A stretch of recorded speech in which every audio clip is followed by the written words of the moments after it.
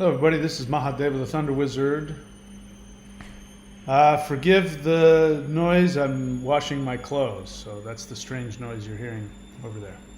Alright, so today I want to continue with kinds of things we were talking about yesterday, which is using the 5 elements to heal. And so we'll go over basically again what the 5 elements are, how they function within the body, but more importantly, how they function with your mindset. Right now, we are in an unprecedented time where people are struggling to get a grasp on how they feel. I mean, most people are overwhelmed. My experience, not only with myself, but with other people that I interact with, is that people's critical thinking are sort of shut down right now because we're in such a state of fear. We've got people on both sides of the issue, you know which one I'm talking about, where you have people who are angry and furious, who do not trust anything or anybody. And then you've got other people who feel attacked because you are, if you're on the other side of the issue, you are potentially threatening, they believe, their safety, their lives, but really you're threatening their understanding of reality as well.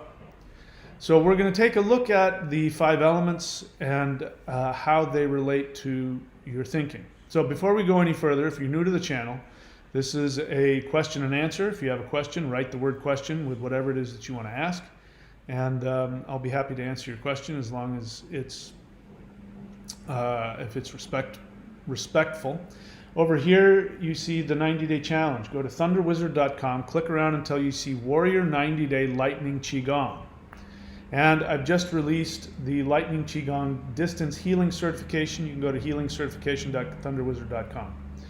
All right, so let's talk about the 5 elements. Over here, you see me showing you some movements from the wood element. So let's talk through all of the elements. What I want to focus on is the water element. And the reason why I want to focus on the water element is because this is what we need right now more than anything. So the 5 elements, this is how the universe was created according to multiple spiritual traditions. And what I teach here on this channel is syncretic shamanism, which means that I syncretize different knowledge from all over the world. My focus is to find the science behind spirituality. What I mean by science is not necessarily in a laboratory looking under a microscope. Science means body of knowledge. And the idea of being a scientist is you look at the objective world and you look at the facts and you try to allow the facts to dictate your conclusions about reality. And there are multiple spiritual traditions around the world that have this understanding that we live in a universe that is governed by what we call the 5 elements. And the 5 elements in the Chinese tradition are wood, metal, fire, water, and earth. In other traditions, it would be ether, air, fire, water, and earth. So what are these and what do they have to do with our mind? This is what's really important. Going very quickly through the 5 elements in terms of the physical body, they govern the 5 organs within the body. Wood or ether corresponds with the liver. And the liver, besides cleansing your blood of toxins, your liver, from a spiritual perspective, creates a protective boundary around you. And so that's the liver, when you're using it for energetic purposes, you use the wood element or you use the ether element to give you protection, spiritual power. I'll get into the mindset of each one in a little bit. The metal or the air corresponds with the lungs. And when you are sad, by the way, anybody who has lung issues, and as you know, the plague that's going around now, one of the symptoms of it is people end up getting pneumonia. So this has a lot to do with sadness. And in my experience, every single person that I've known that has lung issues, that gets colds and flu, that is more susceptible to getting pneumonia, things like that, these are people that are also people who battle with depression. They battle with sadness. So the air element, when you use that, or the metal element, what it does, it gives you this feeling of freedom, the ability to breathe deeply, to expand. It gives you a feeling of freedom and as we can look at what's happening around us. The spiritual significance of what's happening around us is that people are, if they get this plague that's running around, one of the things that happens is they have problems with their lungs. But what's happening physically? People are isolated. So we have lockdowns, we have quarantines, we have things that actually keep people isolated. And this is the lungs. The lungs, when you are isolated, the lungs can't get enough air. You feel like you can't breathe. You feel trapped. And it creates depression. It creates a kind of hopelessness. So that's the air element. We want the air element, or the metal element, balanced so that we can breathe and we can feel freedom. So then we have the fire element. The fire element is the heart. And as you know, the heart is one of the things that is also challenged with the current plague.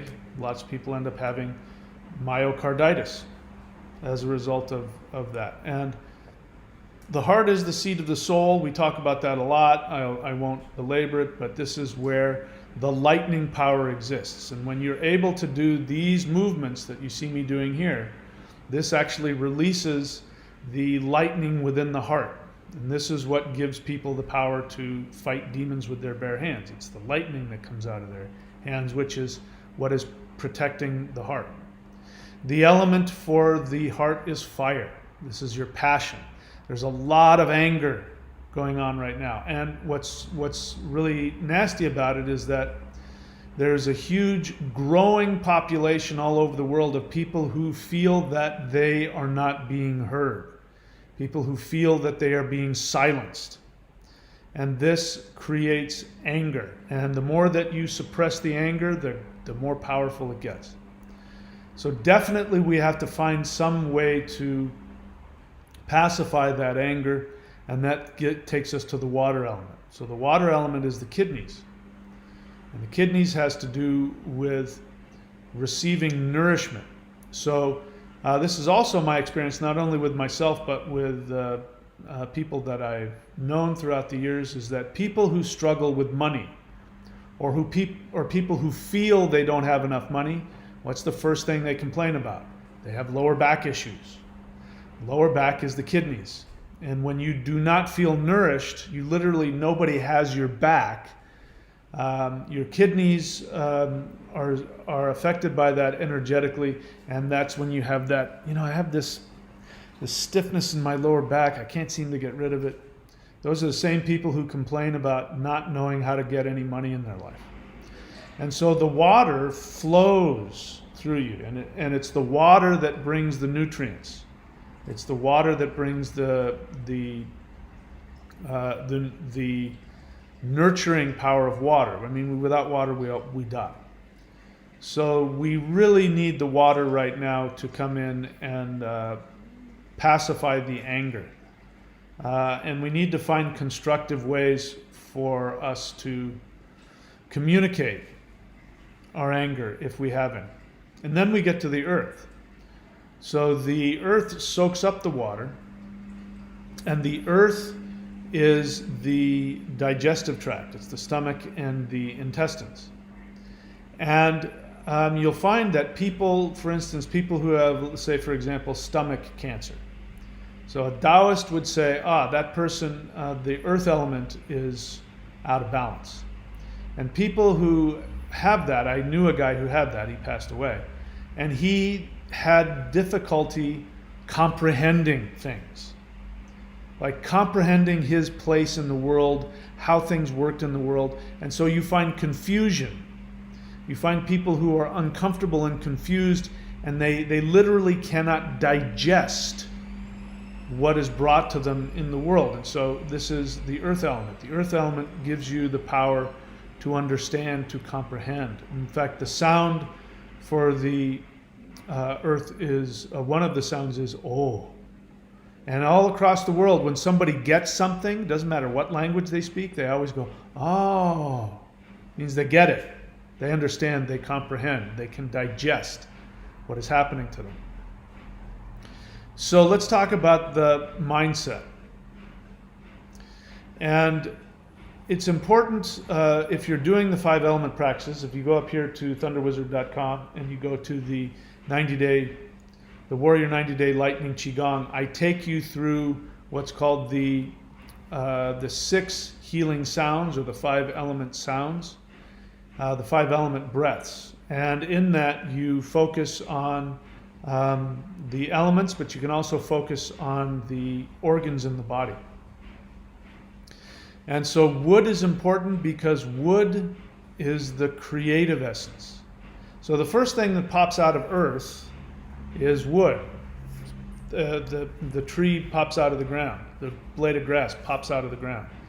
It represents having the initiative to do something. It has to do with your identity. Remember, it creates an energy bubble around your body that gives you this actual power. You know, when somebody walks in the room and you can feel their presence, that means that they have a strong wood element.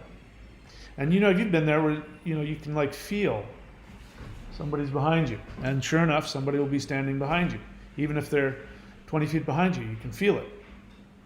That's the wood element. Their wood element, their aura is going beyond their physical body. But you have to have the ability to initiate something, to start something. And that takes self-confidence. The planet associated with the wood element or the ether element is Jupiter. Jupiter is expansion. Jupiter is the priest who says, you can do everything, you are loved, and gives you nothing but positive feedback about, accept who you are, love who you are, go and be something in the world, go and do something. You can do it. This is the power of the ether. So one of the most challenging things is to be able to have that energy reserve, which gives you the feeling, the impetus to go out and accomplish something in life. This is the mindset behind the wood. And this is what I'm doing right here. And in fact, if you want to work with an element and you don't know which element to work with, wood is probably one of the best ones to work with, because all of the other elements are contained within wood. In fact, wood creates all the rest of the elements. Ether.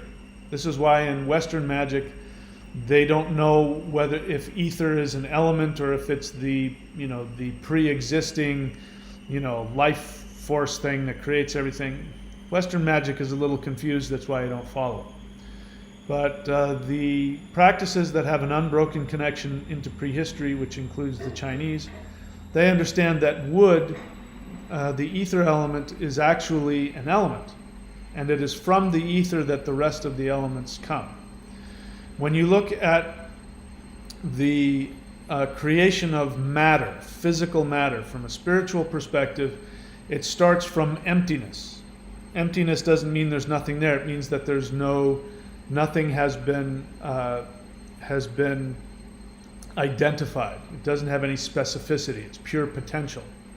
So the first manifestation from emptiness is ether. Ether is not pure potential.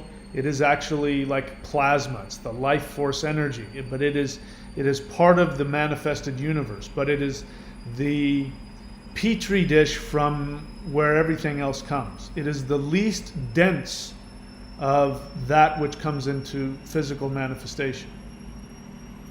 And then from wood we get metal, or from ether we get air. And air is slightly more dense than ether. You can feel air moving around you. You can't feel the ether physically. You can feel it energetically, but not physically. But the air element you can feel. That means it's part of our physical reality. And as I said, the air element gives you the freedom to accomplish your goals. So the wood gives you the impetus, the belief in yourself to go do something. You have the desire, you have the drive. Life wants to manifest. And then air gives you the freedom to go out and do that. Air also, like metal condenses. So when we look at the breath, the ether is the expansion on the inhale. You inhale, you're filled with life force energy, your body expands, but then you have to exhale. So you have to contract. So this is the air, this is the metal, it's a contraction. But it gives you the ability to also determine right from wrong, good or bad. It gives you an ability to figure out exactly which pathway to take.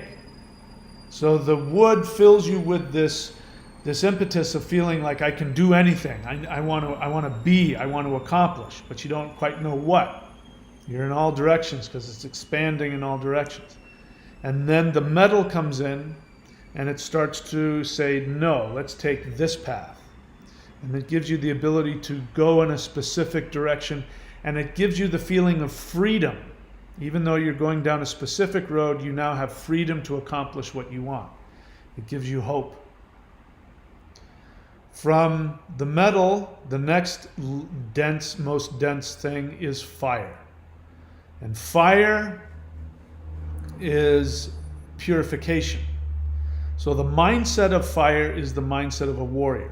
A warrior is not seeking to kill and destroy. A true warrior is seeking to protect life, but he or she is seeking to purify the experience that you're having.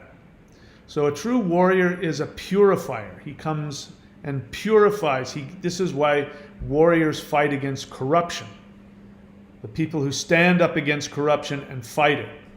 This is the fire element. This is what's really being empowered right now. What we're seeing right now in the world, and trust me, if you haven't seen it yet, there is coming a huge explosion of rage and anger that is being suppressed on the level of the media, and it's just right under the surface there. And so those people who are filled with anger about what they believe to be injustice, they're aware, they're tapped into all of the places that these people can communicate. So they're aware of how many people. I don't know if you're seeing what's happening on the news in other parts of the world, but here in Australia, there are massive demonstrations. Massive amounts of people are going into the streets and protesting what they believe to be controls over their freedom. People are being silenced. People are being silenced all over the world for speaking truth. And this is creating such rage and such anger. And again, trying to suppress that information, suppressing people's rage is only building it. So we are headed for an explosion. And I don't think people realize, I don't think the average person realizes the explosion that is potentially coming.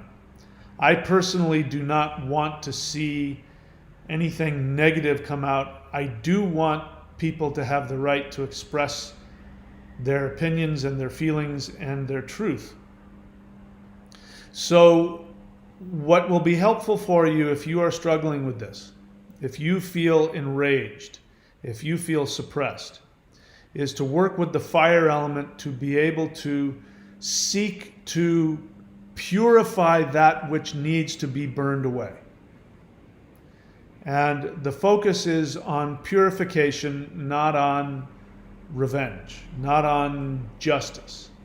What we want is we want our freedom back. So when working with the fire element, the idea is to ask the fire element to help you focus on purifying yourself. Purifying yourself so that you stay connected and true to your soul, and that you are a force of purification in the world as well. And it's extremely important that we speak up consciously and constructively. So that's the fire element. But then in order to be able to function, we need the water element. And the water element is, as I said, is nurturing. So one of the things that happens when people get angry because they feel threatened. You're driving down the road, somebody cuts you off, you yell and scream at the person, and then, a minute later when you realize that you didn't crash and everything's fine, you calm down, you get back to normal. So we need to have that. Rage is not meant to be an ongoing thing. It's very unhealthy to be trapped in rage. So I've been very angry about a lot of things, but what I've been working on the past few days has been to bring the water element into my life, into my practice, into my thinking, and to focus on that I am being nurtured, that the maternal, the earth, the universe does have the ability to nurture me and does have the ability to pacify that rage so that I don't harm myself by being angry all the time. So the water element also gives you a feeling of hope. But it's the hope that comes when you get the feeling, and some of you have maybe had this experience lately where you've just had this feeling come over you where you felt like everything's going to be okay. Some of you have had that experience? I've had that experience too. I don't see it. What I see around me is things are pretty bad. But there's a feeling that sometimes overtakes me that says everything's going to be okay. Just keep doing what you're doing. And I believe this is the water element.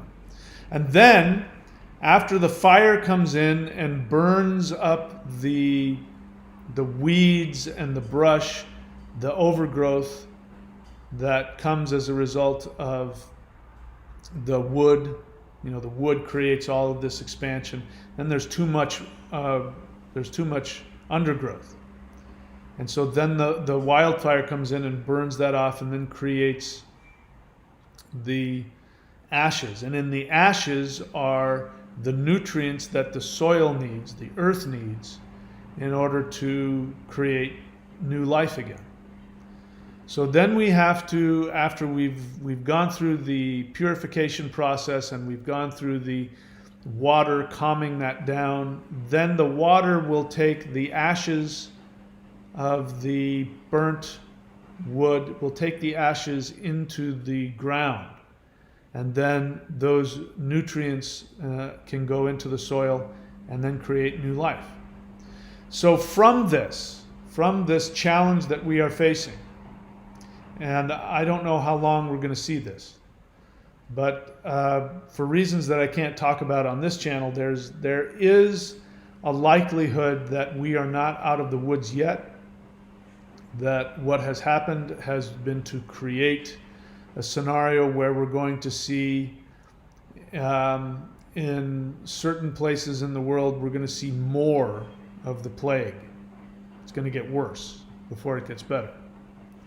But then there's going to be a need for understanding. There's going to be a need for rectifying, bringing things back into balance, which is the earth. But then we need to recreate.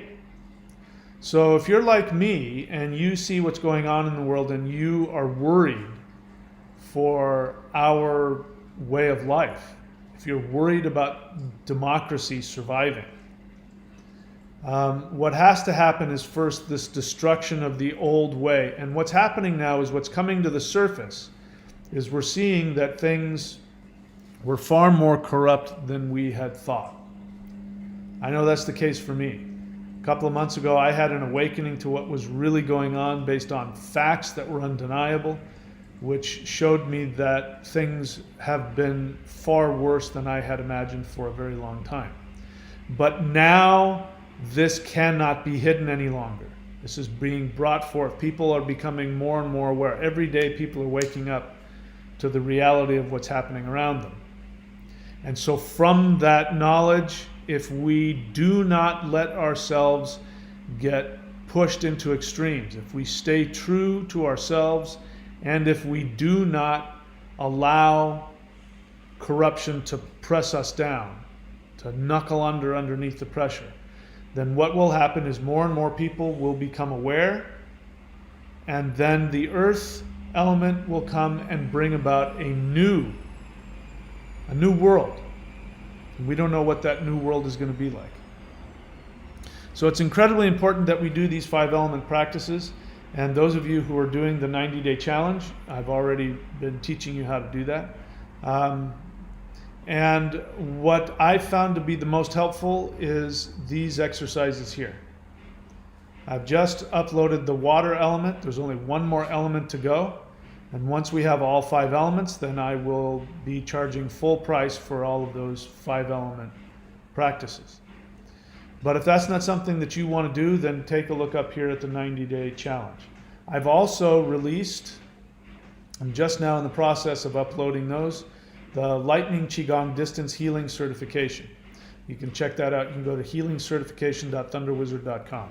People have been asking me for a long time to create a distance healing certification course. Well, here you go. So if you go on there, you'll see 3 options. One is the option for those who are in the Warrior 90-day Lightning Qigong practice, and they've been doing that for at least 3 months. You can get it at the least expensive price, because I want everybody to be familiar with that. If you're not familiar with the 90-day challenge, you're not going to have as many tools at your disposal. Then there's going to be people who are not subscribed, but I will give them access to practices that are on the free YouTube channel. So if you don't want to subscribe to that, which I don't know why you wouldn't, because it's basically a cup of coffee a day. And then there's going to be a third option for people who want to be able to be certified in my astrology program as well as my rune reading program. You can get that, which is the lockdown package, plus the healing certification. There's an option for that group of people as well. All right, so I'm happy to take questions. I prefer that you ask questions about the subject matter, but I'm happy to take any questions that you have. So let me now see what's going on. I don't see a whole lot of people here. Let's see, how many people do we have watching? 22 people currently watching. Vincent.thunderwizard.com. He is one of my astrologers. So you can be like him. If you want me to give you a website, joeschmo.thunderwizard.com, you can have a website on a web page on my giant website, and then you can have your own page. He is an astrologer, so go check him out. He actually knows more than I do. And then there's drjweird.thunderwizard.com. He is one of my rune certificate holders. You can go to his website, drjweird.thunderwizard.com. And then we have a question from Baba Junzo. Baba Junzo says, question: can chanting the water sound from the 90-day help not only myself but others around me to receive the water element we need? That's an excellent question. You reminded me of something that I wanted to talk about.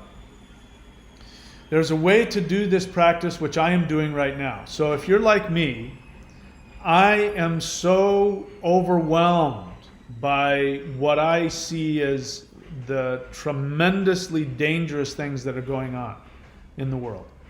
And I have serious concern for the well-being of, now little kids. There are little kids now that are potentially going to be in very serious danger. And the thought of that is very difficult for me to handle. It's infuriating for me because they're the innocents. And I don't like it when innocent people are abused or damaged in any way. I also don't like my experience. I've been severely limited in my freedoms because of personal choices that I've made. And so I'm really, really worried and angry and upset. I've got all kinds of really negative feelings about what's going on in the world. So what I'm doing in my practice every day when I do my 5-element practices, I'm not just bringing those 5 elements to balance me, I'm actually thinking about the entire world.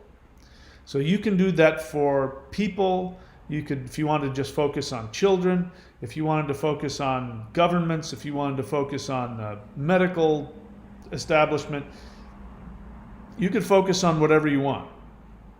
And you could do these practices and send your intention towards those outside entities. Now the good news is that you will also get the benefit from it. This is something that you learn here in the distance healing, that when you do distance healing, you also benefit. You are the one that really gets balanced and healed.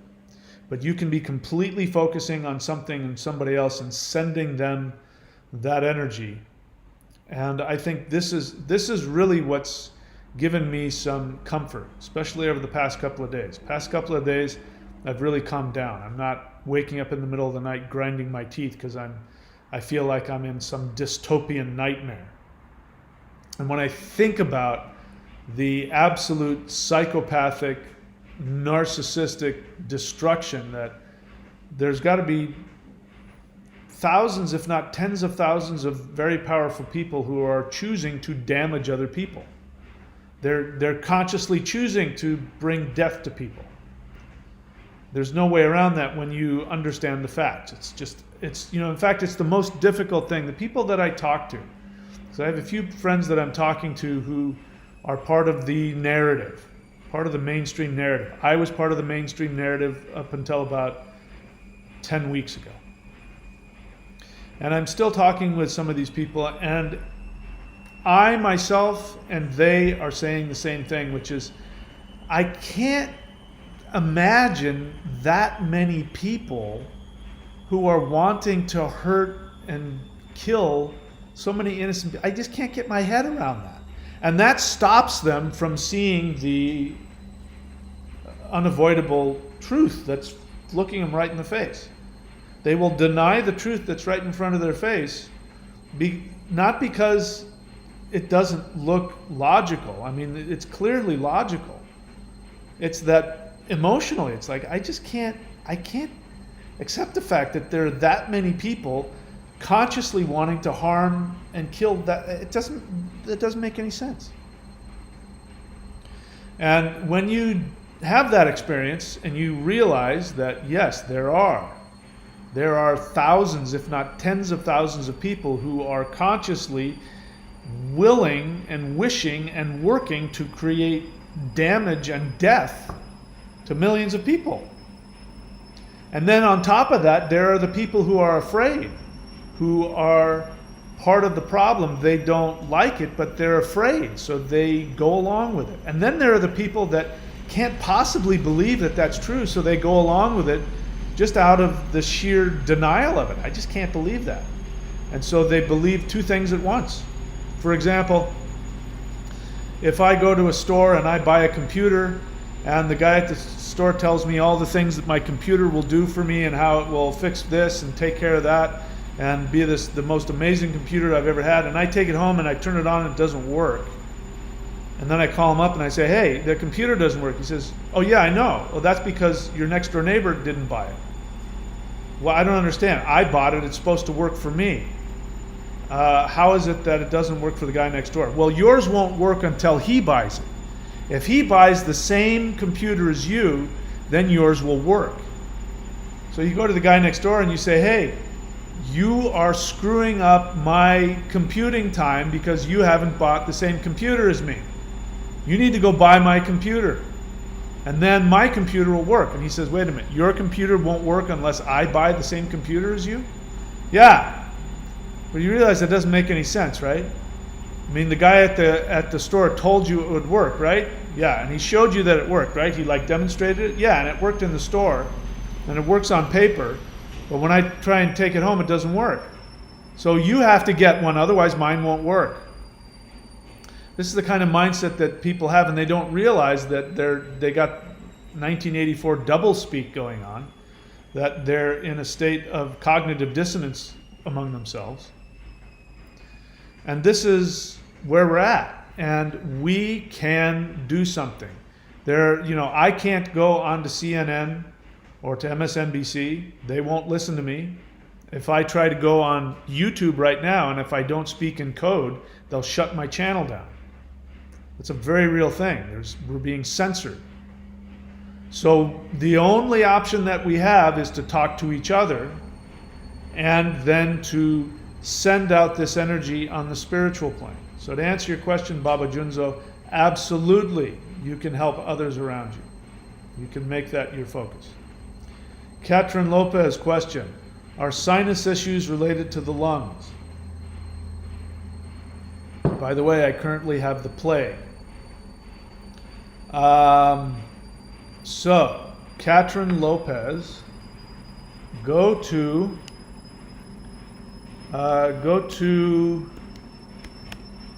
bitshoot.com and look for thunderwizard.com. And what I want you to do there is I want you to look for one of my videos or anywhere where you can find out about how to heal. So do you know that one? There's an off-label prescription. Starts with the letter I. Get your hands on that. That'll knock it out like that. Unfortunately, I'm not even allowed to mention it because they'll shut my channel down if I do. So are sinus issues related to the lungs? Well, in this case, yes, because that's where it starts. It starts in the nasal passages and then makes its way down into the lungs. But get yourself onto some of these other platforms and start looking around for ways to combat the plague. And you'll find out. Obviously, unfortunately, I could tell you right now what to do, which could knock it out in, hours, but I'm not allowed to talk about it. What else? Impetus correspondent.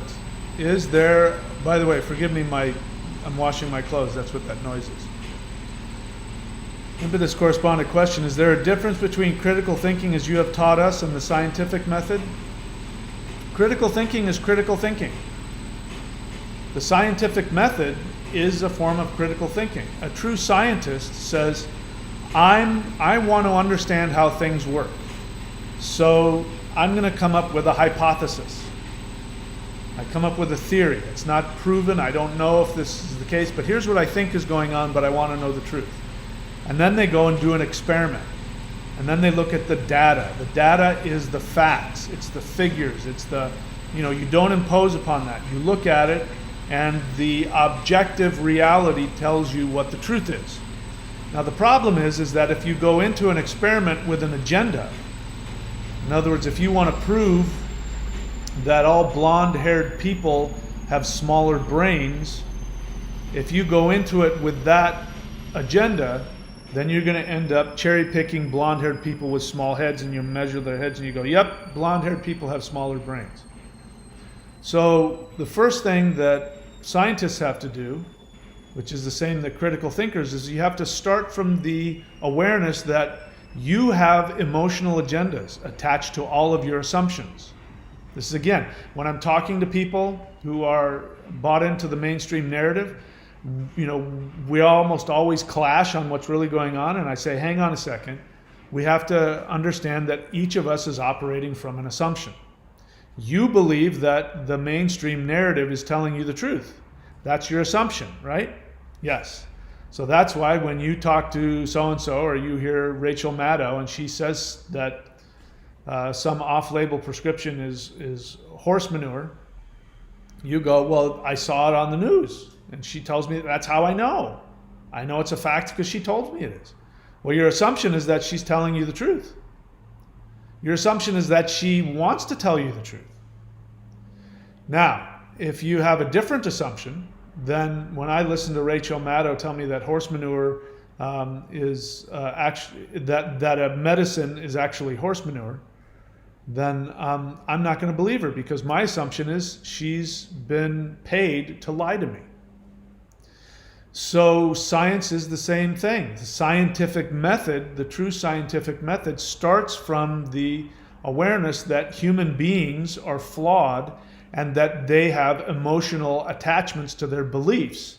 And that if you go into any experiment with that, it's called a bias. And you go, well, that study is flawed because it started with a bias. So to answer your question, there is no difference. True scientific method is the same as the critical thinking that I teach you. It's the same idea. If you're not a critical thinker, you can't be a scientist. You won't be able to learn any objective reality. We talked about this, when was it, yesterday or the day before? And we talked about how there's a scientist, I forget his name, some of you know his name, who explains how your perception of reality is what determines your DNA. And before that, what's taught in a lot of universities, science classes and medicine classes, is that it's called I think the principal dogma or something like that, which says that DNA controls everything. And what your DNA is what you get. You're a victim of your DNA. You can't change that. That assumption is then what created all of the science after that. When he realized that his assumption was wrong, that DNA isn't the first cause, and that DNA can be changed by your environment, that actually your environment and your response to your environment is what determines your DNA. And then they did studies and they looked at, I shared this last time, they looked at identical twins who have the exact same DNA. And they looked at them over their whole life, and what they found is that these identical twins, as they got older, their DNA started changing. And it was based on the reaction to reality. In other words, if they go through a traumatic situation and they become very depressed, they start to believe that life is hopeless, they start to feel like a victim, these people start creating mutations in their DNA, which actually creates illnesses like cancer and dementia. That's actually the response of the DNA to their belief about reality. When they're little kids, their DNA is the same. But as they get older, their DNA starts to mutate. And the person who has a positive aspect towards life, that they go through challenges and they say, you know what? This is just a challenge. I can do anything. The universe loves me. I am a powerful person. Their DNA mutates in such a way where they end up having robust health. But if you were to look at the DNA of one of the twin that has a negative response, you go, oh, this guy has a genetic factor that predisposes him towards, cancer. And you'd blame it on his DNA. Whereas the other guy, you go, oh no, this guy doesn't have that gene. How is that possible? They're identical twins. So, did I answer your question? I forgot what the question was. Impetus correspondent part 2, question part 2. I'm asking because I showed a friend what's going on and I sent the 7 steps to critical thinking, to which he responded with, he uses the scientific method instead of critical thinking. That person is talking nonsense. That person doesn't have the guts to tell you that he doesn't want to hear what you have to say. This is very common. Again, there is an information blackout. If somebody is only getting their information from the Trusted News Initiative, if you don't know what I'm talking about, go and Google the Trusted News Initiative. I am not making this up. This is a real thing. Every single media outlet has decided to only give you, and so I won't get shut down, I'm now quoting YouTube. YouTube has told me specifically that if I say anything that goes against the recommendations of the World Health Organization, even if I am giving actual truth, if I am giving scientific statistics, even if I give you and show you the papers, the scientific research papers that gives the actual science, if what I'm saying goes against the recommendations of the World Health Organization, they will shut me down. So this is every single news outlet out there, including YouTube, including Facebook, including Twitter. Now, unless somebody makes the conscious decision to start looking elsewhere, like at BitChute or Odyssey.com or some of these other places where all the Trumpians have to go because Trump started getting censored, during the election. Unless somebody chooses to go to these other places, they will never hear the actual science. So the other thing this person is saying is they're saying, I use the scientific method. What he's really saying is, I follow the science. Translation of that is, I listen to the World Health Organization as told to me by Rachel Maddow. I use the scientific method.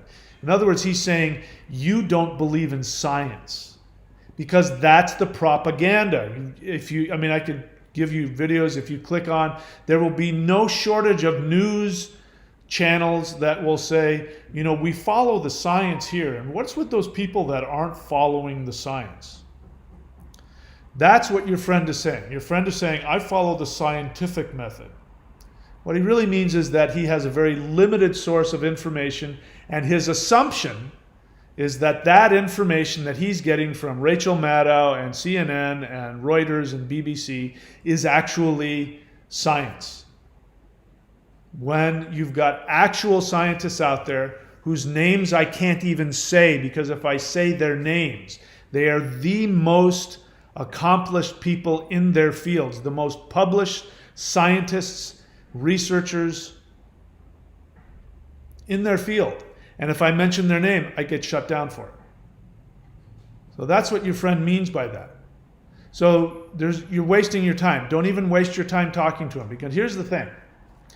If somebody has gotten the reptilian anointing, if they've gotten the Cylon upgrade, they've invested literally their entire health and the health of their entire family into that Cylon upgrade.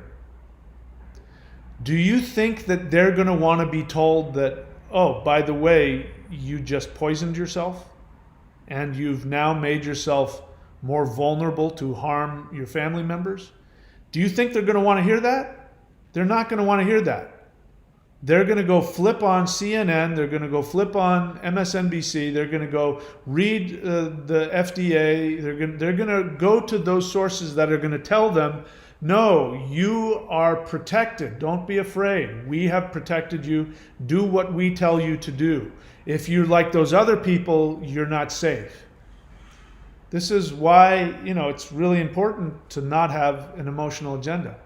As I said, I was fully, completely, 100% bought into the mainstream narrative 10 weeks ago. I had doubts, I had concerns, and I was honestly willing to know the truth. But it was very shocking to me. My whole view of the universe came crashing down. Now imagine if I had invested my entire life. Imagine if I had a family. If I had a wife and kids and parents, grandparents, nieces and nephews. Imagine if I had been told that if I don't get the Cylon upgrade, I'm going to be making them vulnerable. And now not only have you gotten the Cylon upgrade, but you're about to give it to your kids. Can you imagine how much emotional energy would be going to protect that? You don't want to hear anything anybody has to say. Because if they listen to what you say, it means that their whole world is going to come crashing down around them. So it's a waste of time. If somebody wants to talk to you about it, great. But I say talk to as many people as you can, but they've got to be willing. Go on to my BitChute channel or my Odyssey channel, and I tell you the most important questions to ask. I can't even talk about it on this, so I won't. What else? Red Star 7311. Okay, if you have a question, welcome to the channel. If you look up above, you'll see Impetus Correspondent. He's written question in all caps. He's done that for a reason, so that I won't miss his question. I don't want to miss yours. So from here on out, please do me a favor and write questions so I can see it. Otherwise, if there's a lot of people, I'll scroll right past it, because I'm not interested in people's thoughts or opinions. I'm interested in answering questions if I can. Do you feel, he asked, do you feel that the elements are intelligences in themselves? Yes. They are, in fact, in the Norse tradition, the four directions, north, south, east, and west, are actually they're dwarves. Obviously, they're not little tiny people with pointed hats, so dwarves means something else. Dwarves are magical beings of power. So they do have intelligences of themselves. You can, when you work, for instance, when you do the wood element that you see me doing right here, you're actually tapping into that element, which is it's a force. I hesitate to call it a deity or an entity, because it's not that. It's a force that has consciousness. And it can communicate with you, it can empower you. And literally these practices aren't, my experience is that they're different than other Taoist practices that use the elements. And those sort of siphon, you get the element to sort of siphon into your body, and this one you actually become the element. You become the wood element. You become the metal, you become the fire. And once you become it, when you touch somebody, that element goes into them and they feel it. If you become the fire element, you touch somebody with the fire, you'll see your handprint come on them, and they'll feel the burn. It'll start burning through their skin. If you become the water element and you tap somebody with the water element, the water will start moving through their body, meaning they won't pee their pants. Although my teacher's teacher, he used to carry a staff. Probably still does. I think he's still alive. He used to carry a staff, and he used to put all of his power into his staff. And he was saying that they were out to dinner one night after practice, and that his teacher picked up the staff and just, with the end of the staff, touched his forearm. And he was like, okay. And he's there talking with people, and then he notices that there's this circle of water where he wipes it off, and he gets a napkin and he wipes it off. And he keeps talking, and he feels this, he looks down, the water's still draining out of his skin. And he looks over at his teacher just laughs at him. So this is the kind of power. You actually become these elements. You can put these elements into other people. And this is why the water element is so important, because if you practice the water element and you do that practice, you will actually be able to put healing into people. Of course, if you use it as a martial art, you can go at them like a tidal wave, which nobody can survive. So, do I feel that the elements are intelligences? I know that they are. I've experienced it. Now you go on to follow up with your question. You say something to dominate or try to harmonize with. So I don't know why the word dominate is in there, because the elements want to balance. But you can use them like I said, in a martial setting, which if you start doing that, you're playing around with some serious karma, which is why, just to let you guys know, I don't teach people how to use this in a martial way. The only way I would do that is in person, and only after I was assured that you weren't going to use it for any nefarious, negative purposes. In fact, when I started training in this, I became aware that the power that I was generating was extremely dangerous, and I made the decision that I was never going to use my martial abilities on somebody unless somebody in my immediate environment was in danger, and then I would defend them. And then I thought about that, and I said, hang on, I'm not even going to manifest that. I'm never going to manifest any scenario where I ever have to use this on anybody for any reason, except in a teaching scenario. In a teaching scenario, I'll put the elements into people and infuse them with power that way. But I'll never do it. I refuse. I will never, ever strike somebody out of with the intent to harm them. That's I've so far been able to keep that promise, and it's my intention to keep that promise till the day I die. Those of you who are astrologers, guess what? Guess where my Mars is? My Mars is in my third house, which is hands, which is anybody who has Mars in the third house means you know, Rocky Marciano, I'm going to look at his chart, but I'm willing to bet Rocky Marciano had Mars in the third house. So I've got Mars in the third house in Libra, which is, you know, is a Venus sign, which means somebody who has the power to knock you out with one punch, but they will have to because Venus is lording over Mars in that house. Venus says you can never use this. So that's why I am who I am. I teach martial arts, and yet I've taken a vow of nonviolence. That's Mars in Libra in the third house. What else? Also, my Mars is also being, what's that word? Aspected by Saturn, which is what? Karma. So Saturn is saying, nope. And Venus is saying, nope. But Mars is sitting in the third house going, but I really want to. What else? Looking for the questions. Vincent.thunderwizard.com. Honest feeling. So the two things I want are questions and honest feelings. He says, I'm disappointed in myself after realizing how conscious and destructive my automatic reactions have been in my interactions with my mom due to my selfishness and unresolved issues. I completely understand your feeling, and you have the right to feel whatever you want. I'm hoping that if you keep doing the work, you can move to forgive yourself, because your disappointment is really your introjection of your mom's judgment. So being disappointed in yourself, it's great that you feel that because you've always been feeling that.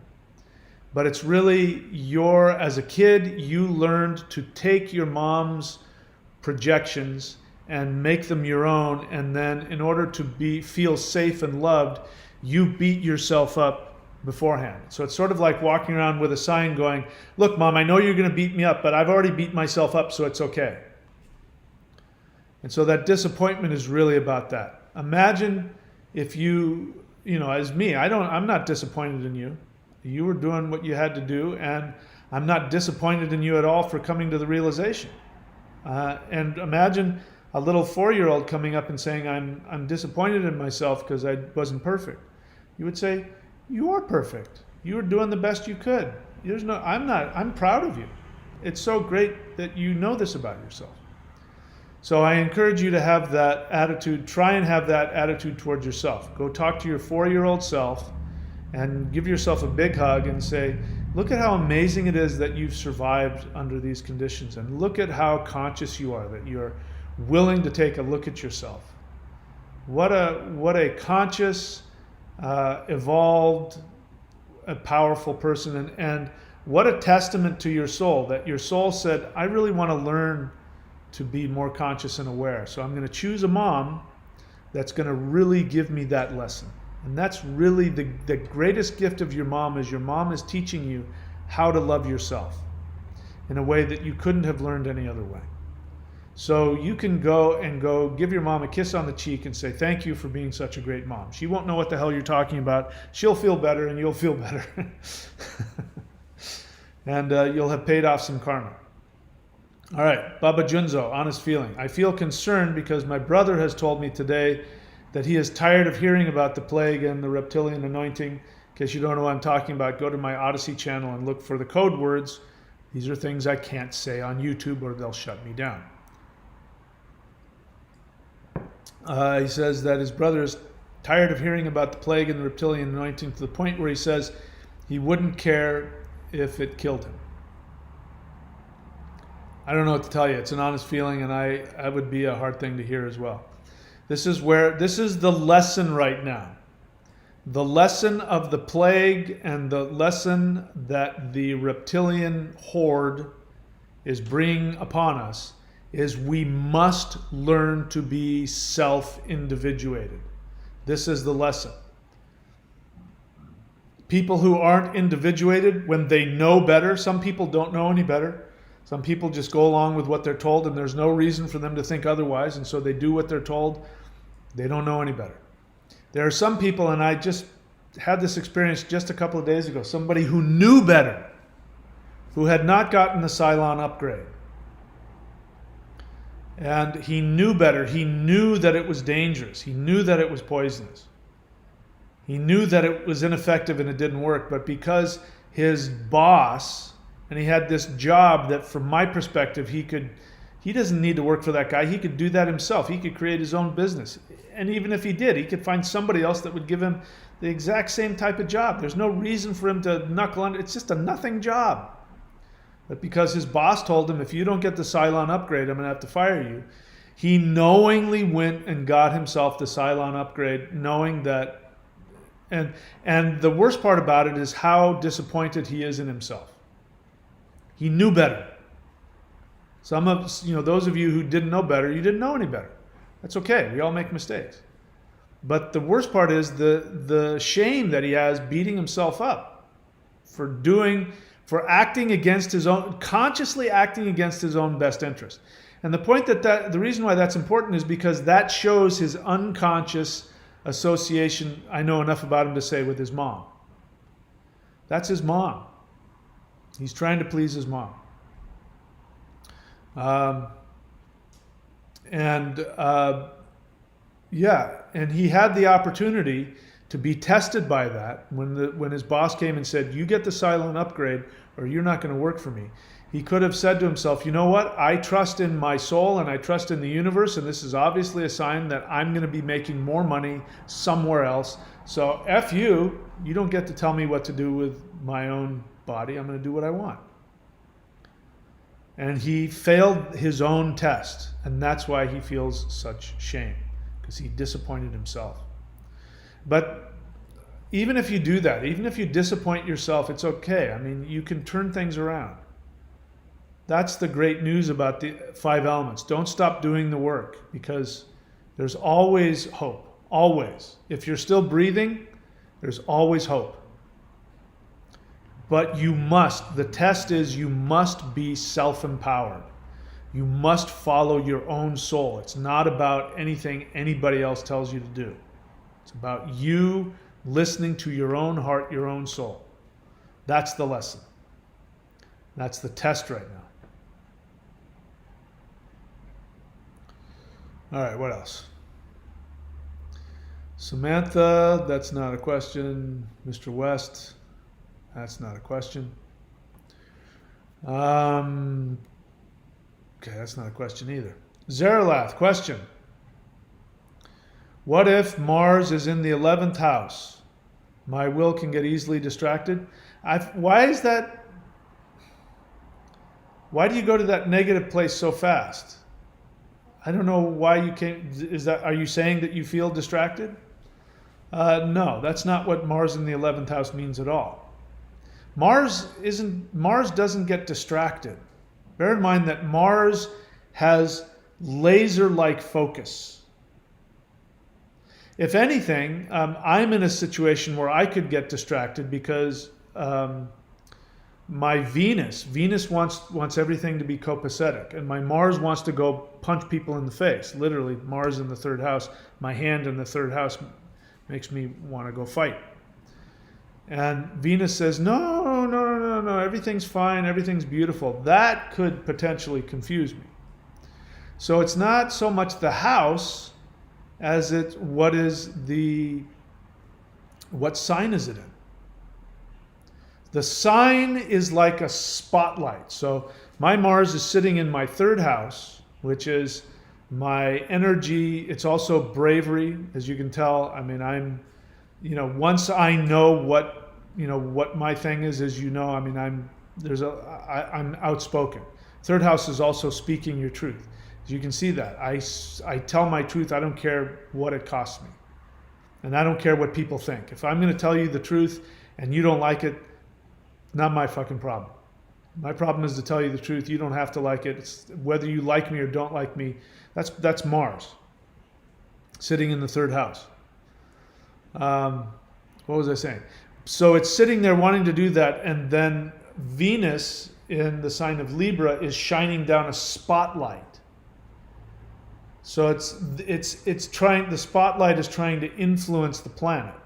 That's why planets can be empowered or they can be weakened. So when a planet is debilitated in a certain sign, it means that.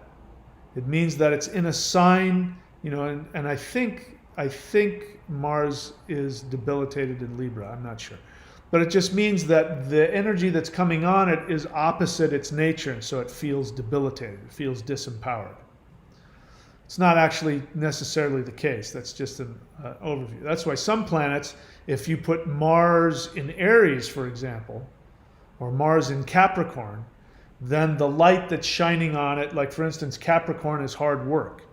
So you put Mars in there who wants to work. He wants to take action. And then you put him underneath Capricorn, he goes, yeah, I'm going to work my ass off. So he becomes empowered. So the 11th house doesn't distract your Mars unless he's in a sign that debilitates him. But that has nothing to do with the 11th house. The 11th house gives Mars the ability to communicate. So might make you a salesman, might make you a writer that writes and teaches things. It might make you a warrior that goes out and conquers the world.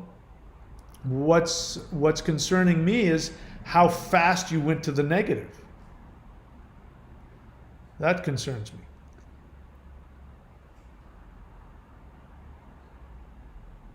All right. Somebody just said, looked up. The thing is, I'm a Vedic astrologer. I'm wondering if you're looking at Western or Vedic. I'd like to see in the his Vedic chart where his Mars is. It might still be in the third house because there's only a 24-degree difference. But that's at least, whatever we're talking about, it means that could have been right. Because that's the thing about Rocky Marciano. He wasn't a great boxer. Like he wasn't like Muhammad Ali who could just slip. In his prime, you couldn't touch him. He'd literally stand there and you just wouldn't be able to touch him. Marciano would walk right into any punch. He would just boom. He would just take any punch so he could just get in, and then he would just nonstop just knock you into the next year. He was just I don't know how often people like him come along, but yeah. So I'm glad I was right about that, because he really is. His power wasn't that he could slip a punch. His power was if he hit you, you were going down. And, he would punch you anywhere. Back of the head, the arm, he didn't care. As long as he made contact with you, he would eventually just chop you down. Yeah. Grendel Tucker, question. Please write the word in all caps, because again, I want to see it. If I don't see it, I'll miss it. Do you feel that group meditation energy can be used to create change? Yes, I do. As a matter of fact, I have, if you go and watch the video that I just recently made about the moon, the lunar eclipse that is going to happen on the 19th of this month. It's in a very, very powerful star, which is called Al-Ghul, which means the demon. And what's going to happen is that people's mind, they're literally going to lose their mind. Because it represents, the symbolism is the severed head of Medusa. Perseus is holding up the severed head of Medusa. And Medusa is a demon that will, when you look at her, she will paralyze you.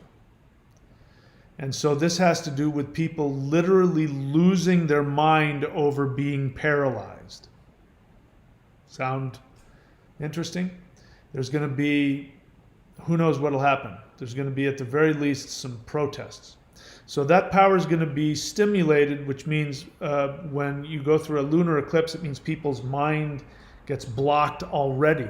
So their blocked mind is going to be cut off from their head. They're literally going to lose their blocked minds. It's going to be a crazy thing. I don't know what's going to come from it. So I am giving a ritual, which I haven't given that out yet, but I will give that out. So stay subscribed to the channel so you can learn about it. And I'm going to give you a ritual. We're all going to do it. We're not going to do it at the same time together. You're going to do it in your own home, when it's convenient for you. I'll put a time if you want to, and we can try, and those of us who want to get together. But what's most important is that we're all doing this thing together and focusing on a specific outcome. And we're going to do it in between the 2 weeks, because there's going to be a lunar eclipse, and then there's going to be a 2-week period followed by a solar eclipse. When you have this going on with this scenario going on, it's going to be huge what's going to happen. I mean, who knows? I'm willing to be wrong, but if this astrological understanding is correct, it means that between November 19th and beginning of December all the way up until January, the shit is going to hit the fan. And all kinds of craziness is going to come to the center. And people, as I said, people are furious. And, those are people who are just blissfully going along in the narrative, who don't understand that there's a rising majority of people that are pushing against the narrative. The narrative is going to break. It can't sustain this kind of pressure. There's going to be more whistleblowers that are going to come out. There's going to be more knowledge and truth that's going to come out. More and more really horrible things are going to happen to people who are in the narrative, and they're going to see with their eyes the horror that's happening, and they'll have to wake up to what's going on. And this is what's going to be happening soon. So my goal is, I want to make sure that we take all of that energy and we focus it in a positive way. So we're going to be doing a ritual which includes working with the 8 directions, working with specific runes. And I'm going to give you 3 specific runes in 3-day chunks. You're going to be doing a mantra to the most powerful expression of Vishnu, the Mars aspect of Vishnu, which is Narasimha. He is the man lion, and he is, Vishnu is another word for, the soul of the universe. And the soul of the universe gets so absolutely furious that it becomes full of rage to destroy enemies, it becomes this man lion. So we're going to invoke this. We're going to bring this power out, and we're going to focus it on the agents of corruption. And then for the last part, or for the last 3 days, so the total will be 12 days, for the last 3 days, as we're coming up to the solar eclipse, we're then going to pacify. We're going to chant to the aspect of Narasimha when he's calmed down, when his wife is calming him down and making him feel better. And then he gets back to his normal self of being loving and happy. It's important that we do that. We have to have this expression. People have to be able to release their rage and their anger in a constructive, healing way, and then resolve it. And then hopefully, because when you have solar eclipses, those are huge. I mean, there has never been a solar eclipse that didn't have huge worldwide effects when you have these kinds of planetary conjunctions. When you have the moon conjunct Al-Ghul, like we're going to have, that's huge. So we're going to take, instead of just waiting for all this to happen, we're going to take power to do this. So you don't have to contact me. I will upload a video. I'll tell you exactly what's going on as we get closer and closer to that time. And then you'll be able to be prepared and know exactly what to do. But you have to subscribe to be notified when I'm ready to give out that information. What else? You say, I've done work with small groups that has cleared polluted lakes, for example. Yeah, absolutely. I want to do more and more of this. I'm moving to Florida. God's willing and the creek don't rise. if I'm able to actually get out, if I'm able to actually get on a plane. The U.S. government is trying to keep me out of the country. They've made it virtually impossible for me to get a COVID test and get on a plane because I'm unvaccinated. So, and then I'm going to have to stay the night in New South Wales, which is like basically a lockdown communist country. So, I mean, I'm, guys, give positive thoughts that I actually make it out of this country. There's a possibility I might not. And then I got to spend a couple days in Los Angeles, which is its own problem. So I got to get on a plane there. And then I'm going to go to Florida, and I'm going to be there for I don't know how long. But when I'm back in the States, then I can start having seminars where people can come out and we'll have seminars and do whatever. So I'm open to start doing that. But I couldn't do it here because the whole time I've been in Australia, we've been in lockdown, and so nobody could get in or out. But when I get to Florida, then people can come and we can create that. So keep reminding me about that, and we'll see if we can make that happen. And then we can start meditating in person together in groups and using our powers to help the world. Okay, what else? Zeralath, sign Leo. Okay, so Zeralath, you've been on my channel long enough. You have to write out full words, full sentences. I don't know what you're trying to tell me. You have to write the whole thing out. Come on. What is the two most important things? Do you know what they are? The two most important things are, and pay attention and put effort. And you will get the best out of me if you do that. What else?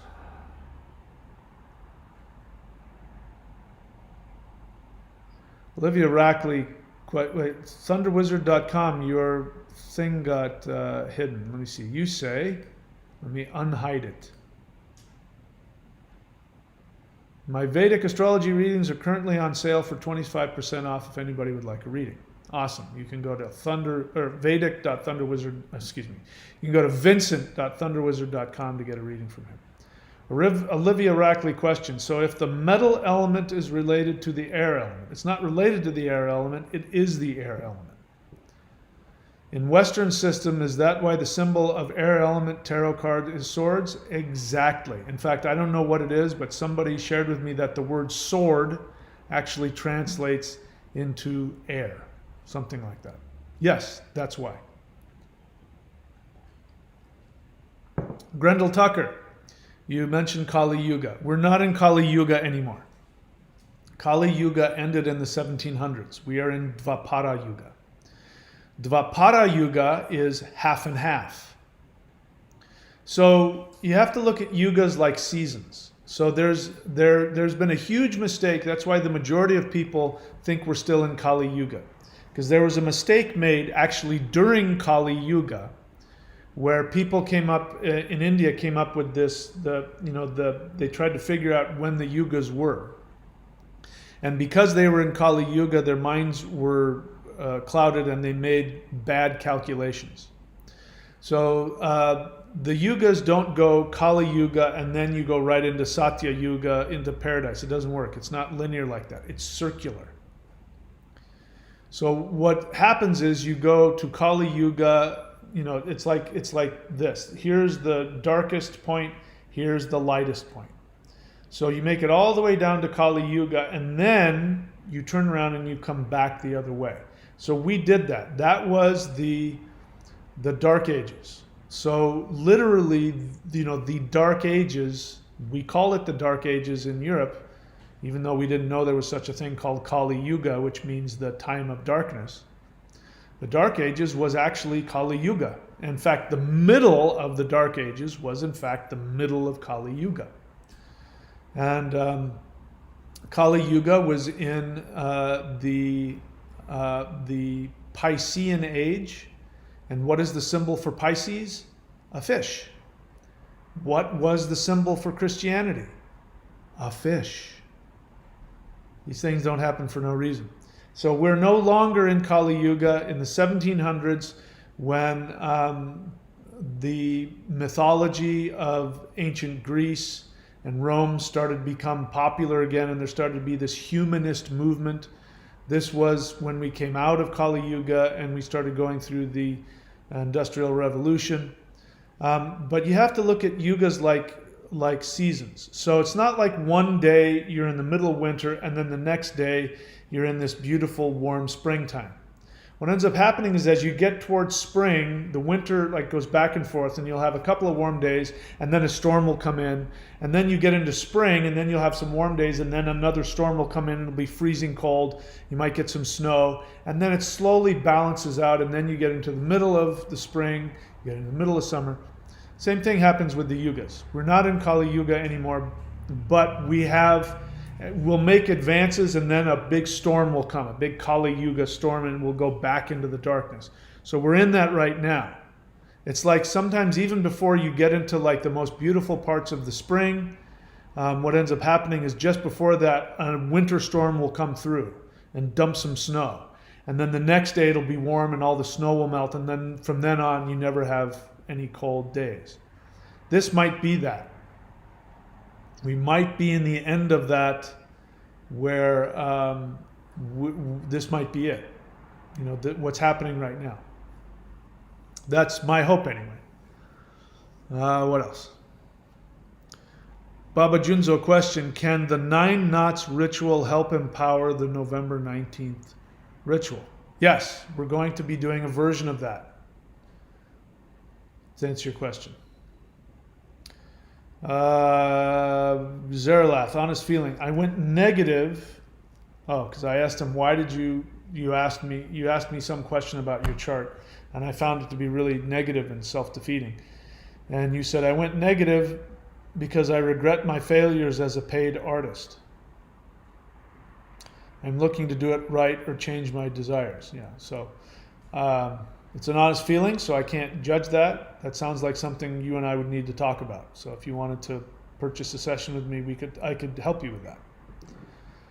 Olivia Rackley, honest feeling. I keep trying to do my element practices because I have hope that I will be able to get over my anxiety enough to do the sets without spontaneously forgetting things and failing. So Olivia, Arnold Schwarzenegger has a really great motivation video where he accomplished a lot. I mean, this guy was, he was this Austrian poor kid in Austria in the 60s who wanted to be a bodybuilder, which was weird. Back then, bodybuilders were these weird, people didn't know if they were gay. Why are you so walking around in bikini shorts flexing? What the hell is wrong with you? It was weird being a bodybuilder. He wanted to be a bodybuilder, and he wanted to be a movie star in Hollywood. And he went on to be arguably one of the most powerful politicians in the world. He ended up becoming governor of California, which is the 6th largest economy in the world. At least it was then. Who knows what it is now? And this was a guy who had big spaces between his teeth, and he was really big, and he talked like nobody understood him. He couldn't even speak English. He was this big, giant zombie sort of person. And he talks about when people say, what if I fail? He says, I failed far more than I succeeded. And he talks about, I don't know who it is, Michael Jordan, the most successful basketball player in all time. He said Michael Jordan missed far more baskets than he made. So again, Olivia, you really would benefit from some kind of either like 12-step group like CODA or some counseling, because your self-directed negativity is really unwarranted. You're supposed to fail. How are you going to learn if you don't fail? You can't be perfectionistic about that. I mean, you can. I mean, you can have whatever feeling you want, but the idea of what I teach is one of the things that I learned, which was contrary action, which is you take action which is completely contrary to your impulses. So your impulse is to stop yourself because you're not perfect. So if you want to take my advice is every time you feel like you need to stop because you're not perfect, that's when you do it one more time. And every time you fail, you, instead of beating yourself up, because who knows if you're failing or not. Every time you think you don't do it perfect, you pat yourself on the back and you say, you did it. Good for you. That's what I did. I've been doing this stuff for 30 years. I still don't get it right. If my teacher were to see what I'm doing over here, or his teacher, they would have hours of notes telling me how badly I screwed it up. But you know what? It doesn't matter. Even though I'm not doing it perfectly, I mean, I have energy in my hands, that people can feel. If I go and just touch people, I'll go, oh my God, what is coming out of your hands right now? That's from somebody I'm not a master. I never claimed to have mastered the Mao Shan. I'm not a master. And my teacher wasn't a master. His teacher wasn't a master. And even the Grand Master, who just recently passed away, he said, don't call me Sifu. Don't call me teacher. I'm just a student like you. And his teacher, who was light years beyond him, he was considered a failure compared to the other guys. Nobody's a master of anything. Everybody screws up. Everybody makes mistakes. I really want to get you to be comfortable with those feelings. But seriously, somebody did a number on you as a kid. Somebody really did a number on you, and you really do need some counseling. Because it's going to be challenging for you if you're not able to tolerate your negative feelings and take actions and do the things that you want. And there's nothing that you're going through that I haven't been through or other people. And if I can do it, I promise you can do it. So just have those feelings, feel like a screw up, feel however, you're probably wrong, but even if you are, so what? And just keep doing it. You can't learn unless you keep doing it. Treat yourself like a little 4-year-old. If you saw a little 4-year-old trying to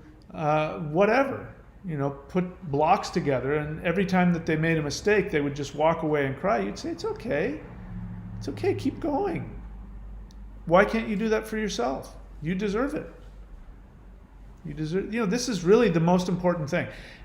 Every single mental disorder, every single psychological disorder, and we're talking serial killers.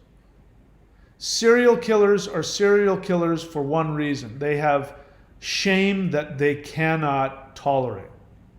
And the self-directed hatred and shame become so intolerable that they project it onto other people. And so the harm that they do to other people is the harm that they want to do to themselves, but they can't tolerate it. So they project it onto others.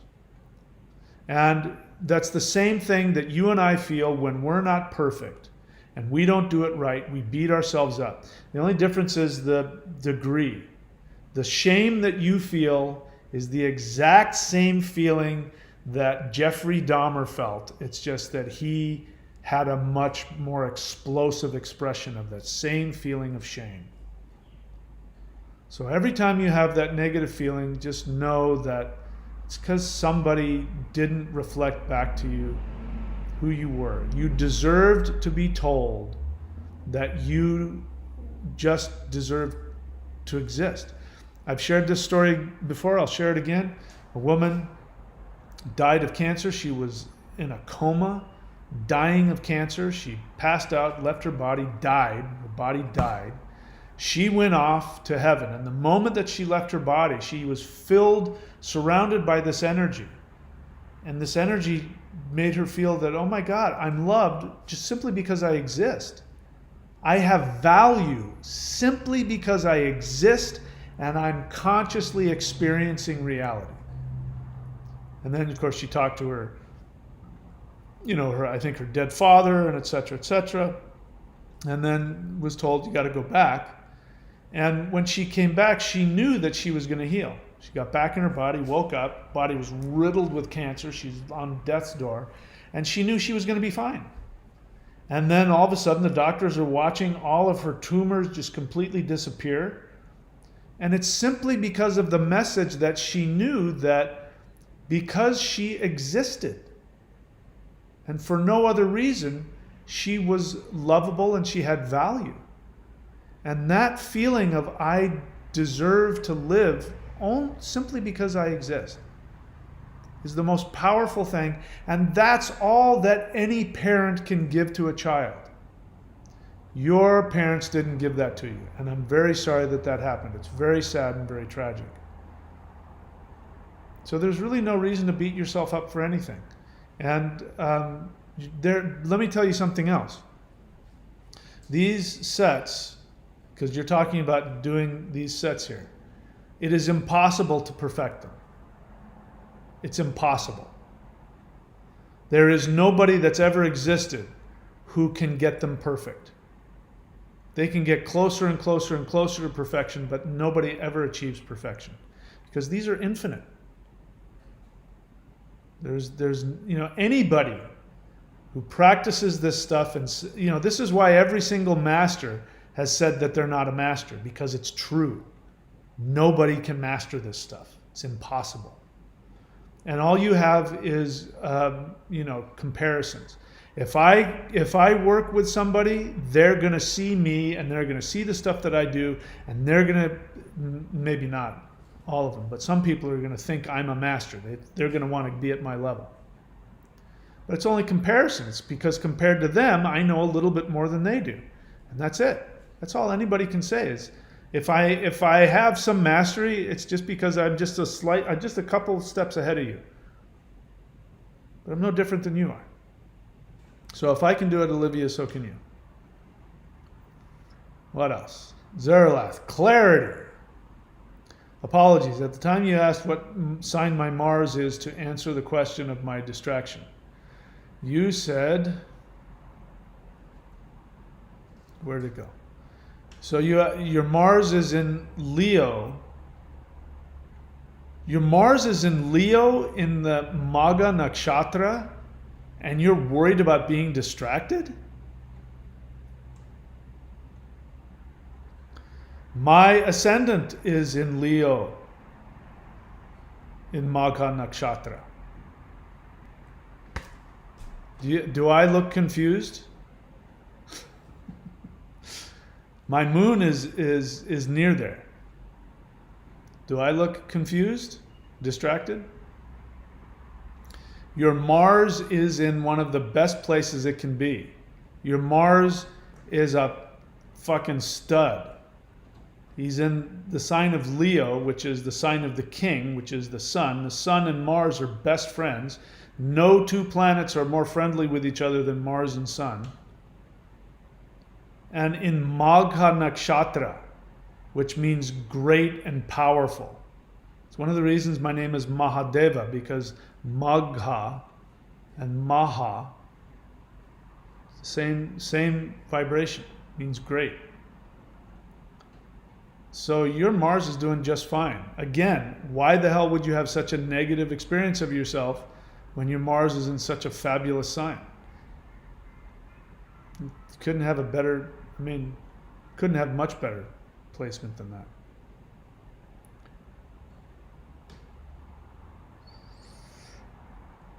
What else? Grendel Tucker. Okay, that's not a question. Yeah, okay, all right. Olivia Rackley, question. What does one have to do to be able to do with their powers to be considered a master of the sect? What are you asking me for? I don't know. If I was a master, I'd be able to tell you, but I'm not a master. How am I supposed to know? I only know what my teacher taught me, and he only knows what his teacher taught him, and he only knows what his teacher taught him, and he only knows what his teacher taught him. I don't know what happened after that. That's as far as the lineage goes, to the best of my knowledge. I just got through. So Olivia, I just want to give you some setup. I just went through what have been 5 or 10 minutes of empowering you to be perfect right where you are. And your question to me is, well, what does somebody have to do to become a master? The first thing they have to do to become a master is not want to become one. So this is a little anecdote that's given a lot to martial artists. So the karate student goes to his sensei and he goes, "Sensei, I want to become a black belt. How long will it take for me to become a black belt if I practice 1 hour a day?" And the sensei goes, that will take you 10 years. And he goes, "Oh, that's not fast enough. What happens if I practice 2 hours a day?" He goes, then it will take you 20 years. There's no such thing. You can't master infinity. The mastery is mastering the moment that you are in and mastering the knowledge that you have. That was one of the greatest things that I came to realize about this, because there came a point in my practice after I'd been practicing hard. There's a certain thing that you can achieve, which I won't talk about here. If you do the set a certain way, there's certain crazy bells and whistles that goes off. And I was trying to make that happen. And I was practicing hours a day. In fact, I was a celibate monk. And I lived by myself and I just practiced and I was crazy powerful. I was so powerful that I'd walk into rooms and sometimes I'd just touch people and they'd go into convulsions and fall on the floor and have visions. It was just crazy stuff that was going on. I was afraid to touch people. And I knew that I was nowhere near mastery. At least what I thought mastery was. The truth is that I did have an experience that nobody, to my knowledge, in the sect has ever had. There was something that I accomplished, which I don't talk about, as a result of working with one of these element sets that I don't think anybody in my sect has ever had an experience with. But it doesn't make me a master. It means that I've come to a degree of mastery within myself. That's it. There's no such thing as mastery. There's just being in connection and in a cooperative unity with your soul. That's the only thing that matters. And let me give you again my definition of enlightenment. Please forget every other definition of enlightenment you've ever heard, because they're all wrong if they don't tell you this. Was that grandiose of me to say? It's true. Here is the definition of enlightenment. Enlightenment is when you have all of your thoughts, all of your feelings, all of your impulses, positive and negative, comfortable and uncomfortable, loving and homicidal, no matter what they are, you have all of them consciously without judgment. And even though you feel like you want to blow up the world or destroy yourself or whatever negative feeling you have, even in that feeling, if you have the ability to know what the next indicated step is that is the most constructive for yourself and other people, you are as enlightened as anybody can ever get. There is no more enlightenment that needs to be achieved. Now, what you've been lied to about is that people tell you that enlightenment is a state, that once you've achieved it and you stop. And that is absolutely the biggest false lie that's ever been given. Even Buddha, if Buddha achieved enlightenment, I promise you, if you find him now and sit him down, he'll say, I didn't achieve anything. I'm still working on it. I had an awareness that shifted me out of this reality, but holy crap, I'm in this whole new reality and I have to, if you thought I was meditating hard before, holy crap, I am really meditating my ass off here. That's why they say, if you ever see Buddha on the side of the road, kill him. Because if you saw Buddha, you would stop your own connection with yourself and you would start seeing him as perfect and you would start seeing yourself as imperfect. And that is violence. You're doing violence to yourself. It means individuation. It means you have to die, that you have to mentally kill your parents, you have to kill whoever you're worshiping, because if you don't, you will never reach their level.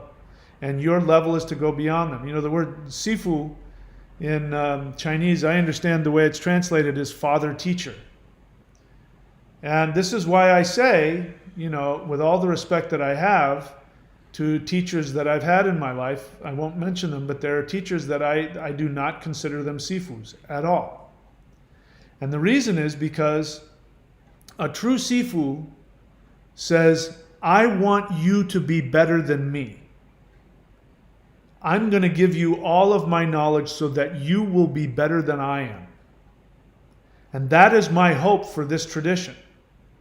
My honest hope for this tradition is that when I leave this world, I'm going to look back and I'm going to see people still doing the things that I've taught and creating their own traditions and branching out in their own ways and perfecting it and going beyond my knowledge and my ability.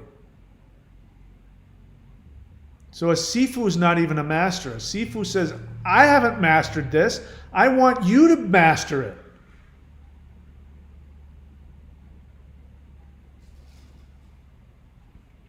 Olivia Rackley says, my honest desire is to become a Grand Master someday.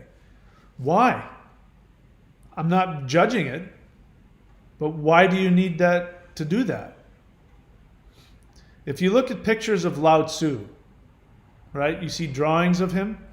He's sitting on the backside of a cow and he's sitting backwards. What does that tell you? It goes against everything. You know, a master should be sitting on a horse with a crown and you know, the king of the. You know, Lao Tzu is somebody seen as a master, and he's sitting backwards on a cow, laughing, sort of like just sitting there. There is no such thing. There's no such thing. Maybe that's your lesson. This is Ketu, so we're talking about astrology. We've got Rahu and Ketu.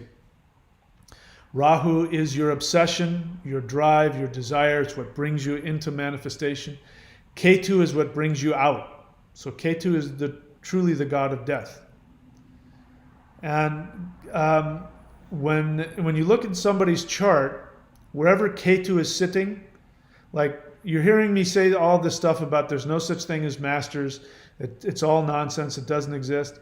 Well, guess where my Ketu is? My Ketu is in the 5th house, which is if you had like Jupiter in the 5th house, there would be a master teacher, a master priest, or a master, Ketu is sitting there.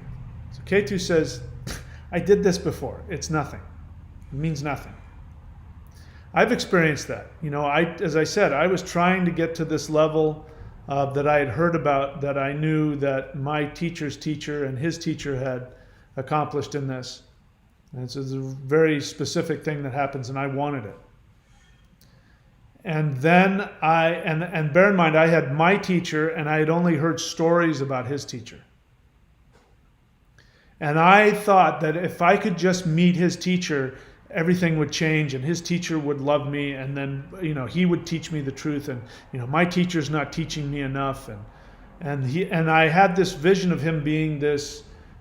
I had this vision of my teacher's teacher being this very calm, deep, everything you would think to be a spiritual master. And I met the guy, the most powerful person I've ever met. If I could get 1/10 of his power, that would be a really wonderful thing to experience. He's got to have been one of the most powerful martial artists that's ever walked the planet. This is one of these guys, if you put him in a room, with 10 guys with machine guns, and he walked in there with nothing, he'd walk out and they wouldn't. Just, the kind of power this guy possessed was unbelievable. And I'm giving you that understanding to help you understand that my personal judgment of him, it says he's one of the least conscious people I've ever met. one of the most destructive people. He's extremely insecure. He was intimidated by students. He was intimidated by me, not physically or martially, but he was intimidated. I could tell he was insecure, and he was a bully. And he had achieved the mastery that I want. And when I saw that, I went, oh, it's meaningless.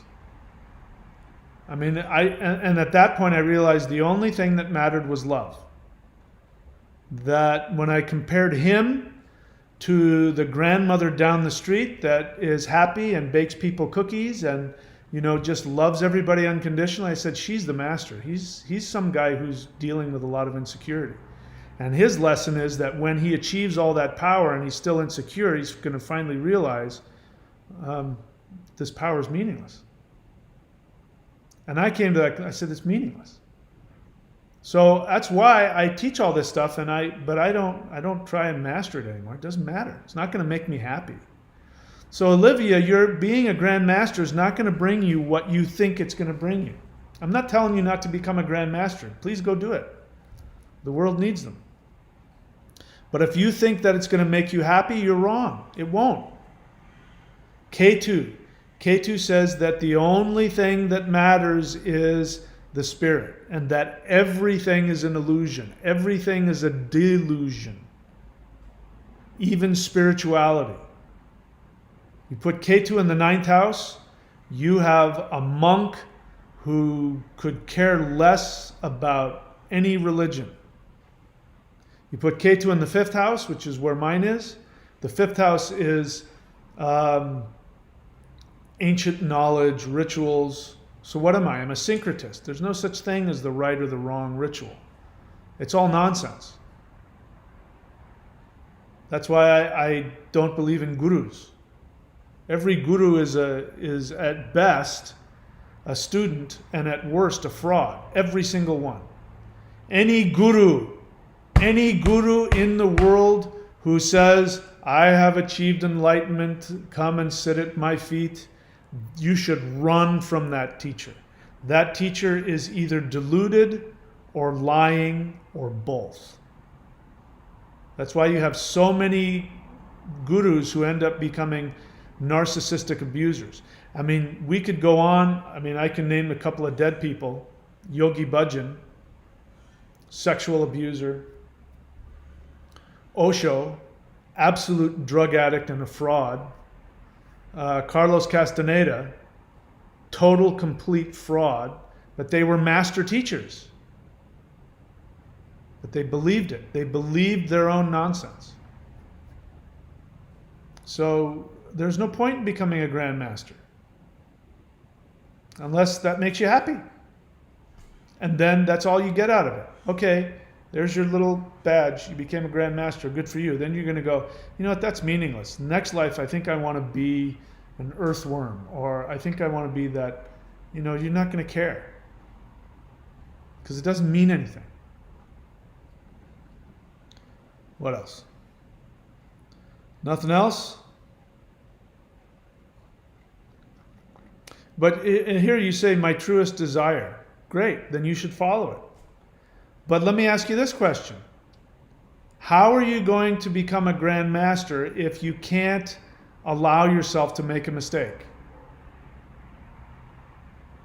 How are you going to become a Grand Master if you can't allow yourself to make a mistake?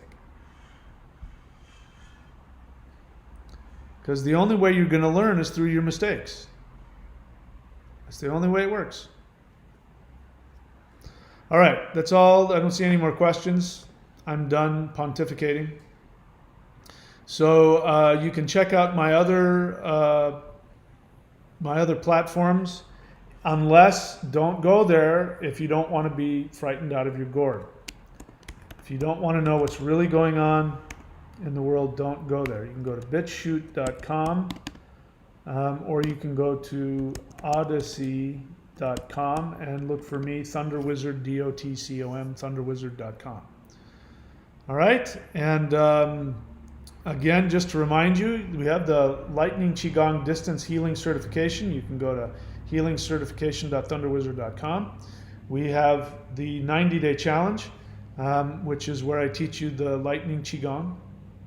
The Lightning Qigong, connected to this, is the entire Maoshan tradition as I know it, which includes not only what I was taught, but what I've channeled and what I've cobbled together. If you want to learn everything I know about it, this and this will give you that. All right, that's it for me. I will see you guys later. Be good to yourselves, and love yourselves, and forgive yourselves, and let's do these 5 element practices so we can be in a balanced place for people who are going to need it, because people are going to need it. Okay? All right, I'll see you guys all very soon.